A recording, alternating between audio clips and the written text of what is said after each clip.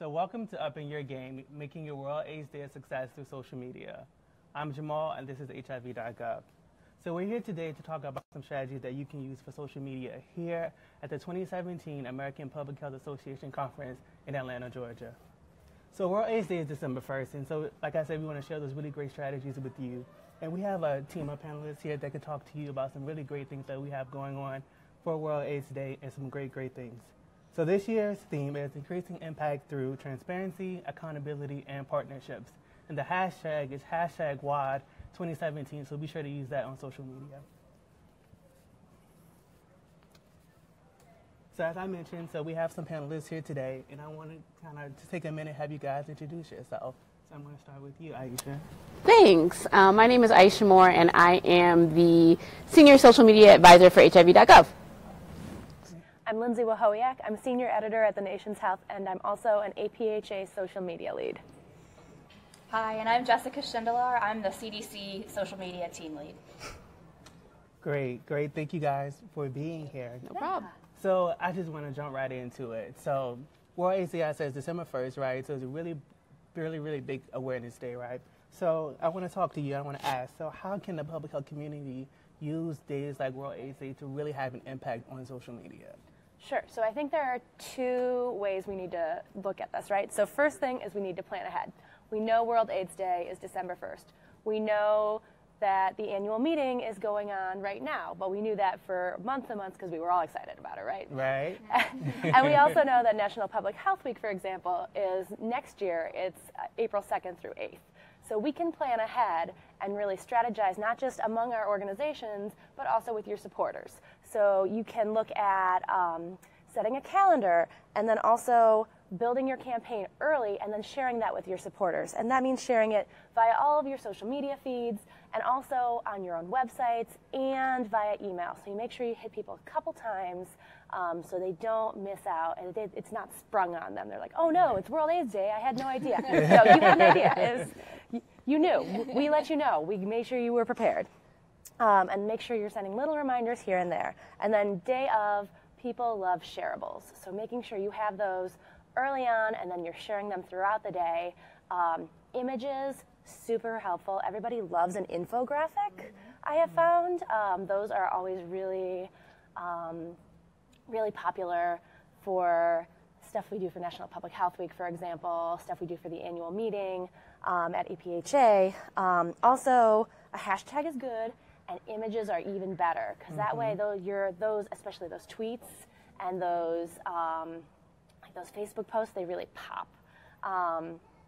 For example, when we do the National Public Health Week Twitter chat at APHA, we make all of the questions an image in addition to putting the text in the tweet. So you see it two ways, but it really pops and you don't miss it in that feed. So I think those are just a couple of ways that I think that people can prepare, No, that's really great because we know that tweets, accompanied with images get like 150% more engagement, right? Yeah, so that's really great. So anything else you want to add to that? I have one thing I wanted to add, and I think that this goes to the idea of planning ahead, and it's really looking back at things that you have used already that have worked really well, because you can reuse and repackage some of that stuff that you already know has worked really well on your social media channels and insert it into your planning. I think that that's a really helpful strategy, and you don't have to start from scratch every single year. Right. So if it's not broke, don't fix it, right? Yes, exactly. Great. And I want to add one thing. So first, I'm going to steal your idea about making sure that on the Twitter chats that the questions are images as well. But also, I think in particular with the work that Jamal and I do around HIV, that is a disease that's heavily stigmatized, right? And so it's not something that people, unless you're really an activist or really an advocate, you're going to be talking about. The general public isn't talking about it. So I feel like all of the awareness days are almost like very low stigma days for around HIV. People who usually don't feel comfortable talking about the disease are willing to talk about it, willing to retweet it, willing to say they got tested on that day, like World AIDS Day and the other days, that they wouldn't do the rest of the year. So if you are dealing with a disease that's heavily stigmatized, your awareness days are the best days to get people who normally wouldn't be talking about your disease or your topic to join that conversation. That's really great. That's really great. So I want to talk to you, Jessica. Right. So what content have you found to be the most engaging on days like World AIDS Day and other like health observances? Yeah, so in general, we find content that's the most engaging on social media as content that's obviously relevant to our audience. And so World AIDS Day is a great day to capture that kind of time-bound relevance around the observance. We find that content that really captures people's attention really quickly. So you have that like 1 second that they are stopped in the middle of like their feed and are like, whoa, I really want to look at this. That's going to be something that gets a lot of engagement. We want something that I have been experimenting with different types of content that's like something that's surprising or something, you know, you can tell someone they can learn in a new and interesting fact and something that they find really valuable and they want to share with their friends and family on social media. So, you know, social media is really all about those social connections, and so we want to make sure that people have things, the shareables, that they can share with their friends and family and their social connections on their social media. Images, photos, video is really exploding all over social media, you know, Facebook Live. Consider how you can integrate some of these different types of images. Even just, there's apps out there that you can create simple animations using graphic photos with some text overlay, some short social media videos. Social media videos get way more engagement than anything else on any social media platform. And so we really are just encouraging people to think about how, if you're having an event or something, how you could maybe go live from that event with Facebook Live, or, you know, have a Snapchat filter for an event you're doing. So kind of thinking a little bit about ways that you can incorporate different types of social media that people are already using and that your audience is using right now to really elevate the World AIDS Day messages. Right, you made a really good point about video, because we have a digital storytelling platform called Positive Spin, right? And so that's a great opportunity to tell those stories and to kind of model some of those stories of people who are living with HIV, because you know that World AIDS Day definitely impacts those who are living with HIV and AIDS as well. So stories are really, really great for social media. So what about you? What do you have to say about that?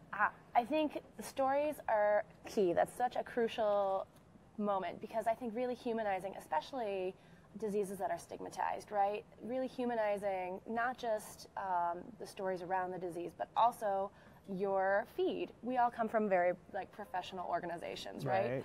But I think your followers really are more likely to interact with you if it feels like there's like a human behind the screen, right? Or a team of humans, as we all see here. Right. So if you don't have a video campaign like HIV.gov does, you should consider doing one first. Right. But if you can't do that, Twitter makes it really easy. They have like a GIF button right on the homepage. So when you tweet, you can search for a GIF that makes sense to go along with your tweet. So you don't have to build the images yourself if you don't feel tech savvy. You can find something that's relatable that'll give your tweet a boost. But also remind folks that you know, we're a community and we're people and we engage and we've got a little bit of heart also. Right. And I also want to add to that, because I think having an organic video, like just really honest and truthful, really speaks well to the community that you're trying to speak to, because we can have this very polished, you know, Facebook Live and all this great stuff, but like you can actually get your own camera and just talk to people, and people will really see the value in that. Saying, hey, I'm a person living with HIV, I'm going through this, you know, and this is how I overcome it, and this is how I want other people to think about ways they can protect themselves and protect others. So, you know, it doesn't have to be perfect, you know.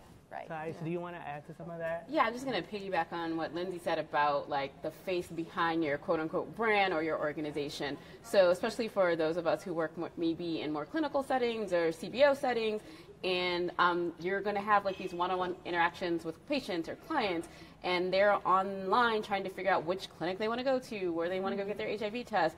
And if they see smiling faces, or they see like testimonials from other clients, or if they see behind the scenes, like, hey, this is Jamal. This is the HIV test counselor for Tuesday. So when you come in Tuesday, say hey to Jamal. Like that just goes so far with people feeling that the emotions, right? That's what it is. Like you're like bridging that gap between the real and the digital. So, you know, you can see Jamal IRL in real life, right? Like you're seeing him on the video, but then you can walk in the doors of a clinic and see Jamal in real life, but you kind of have like a familiar face, you know, before you walk in. And so I think that's also important to, like Lindsay was saying, like show your staff, show behind the scenes, show your outreach, like show yourself doing the work and not just talking about the work.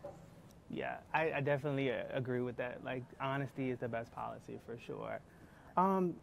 So we're all pretty attached to our mobile phones, right? I know that like mine's like practically glued to my face all the time. I want it right now. And so I guess why is it important like for organizations to make content that's mobile friendly? So I'll start with you, Jessica. So I think that the number one reason that we want to think about mobile first when we're creating social media content is because the majority of our audience on social media is accessing it through their phone. So you really want to think about how your content is going to display on a phone. I've actually started reviewing all of the images and videos and things that we're posting on the CDC social media channel on my phone because they look beautiful on my computer monitor, but sometimes the text can be a little bit harder to read on my phone. And so we've seen on our Facebook page that 92% of our audience is actually primarily accessing it through a phone. And so that's really where we're seeing a lot of people, that's how they get their information now. Pinterest, Snapchat, Instagram, they're all dominated by mobile use. And so we really need to think about the user experience of what they're seeing on their phone when they're accessing our content. And so thinking about text size in your images and your videos and things like that. Thinking about infographics, everybody loves infographics. They don't always display as nicely on a mobile device, so if there's ways you can kind of cut them up a little bit and use some of like the carousel feature on Instagram or on Facebook to kind of chunk up that information a little bit more so it's more optimized for the phone. And then when you're linking to other content, think about the mobile experience of your website too. You don't want to send somebody to a website that they're going to have to zoom and pinch to read your text, or so that's very, very frustrating. Yeah. I've done that Yeah. before. Or that's it's like a treasure map. You're just to trying to find like yeah. everything. Like it's just crazy. So you really, you want to think about that mobile experience from the get-go when you're developing social media content anymore, just because so many people are accessing it only through their phone, and that's how they're seeing your content. Okay, awesome. So what do you have to say, Aisha, about mobile content for social media? Mobile, so it's definitely mobile first. You want to, like you said, like optimize it for that. But I think it's just, especially when it comes to like Facebook Lives and stuff like that, there's so many alerts that people get. Yeah. And so it's really cool that someone's doing something else and they're like, hey, HIV.gov is live, let me go look at that, right? So it's like people just have it in their hands, and I think that's a really good thing. And then when it comes to thinking about, like, we want to think about the quote-unquote digital divide, right? And so for a lot of people, like you were saying, you can look at it on your desktop and then look at it on your mobile. For some people, they're mobile only. This is the only thing that they have. So when we think about vulnerable populations, people who are most impacted by a lot of diseases, this is how they're going to get their information. So you have to make sure, first and foremost, that the people who really need this information are able to get it, and that's more than likely going to be on mobile. Yeah.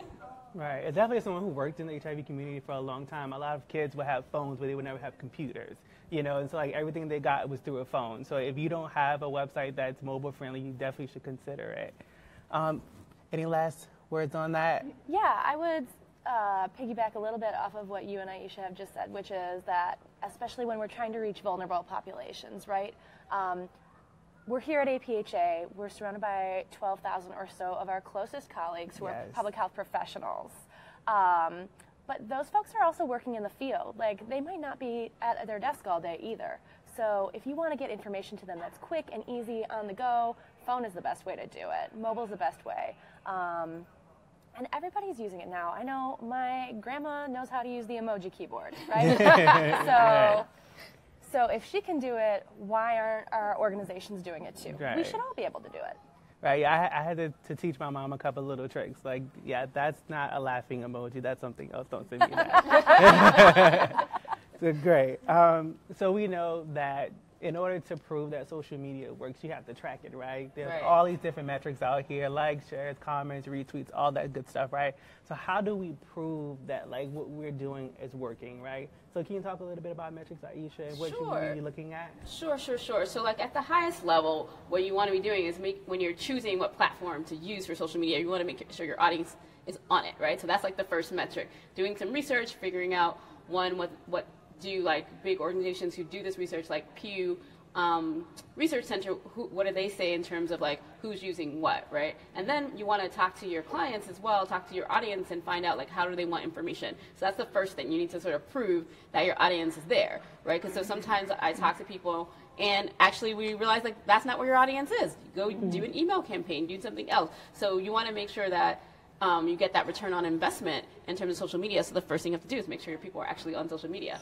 And so once you start to use it, then you want to do a few things. So first, you want to think about how you can build your community or get more people to know about your organization. So that's where you're going to be looking at like your likes and your followers, right? So those are really important to make sure you are building a community, but then you want to engage the community. So you want to make sure that they are sharing, that they're commenting.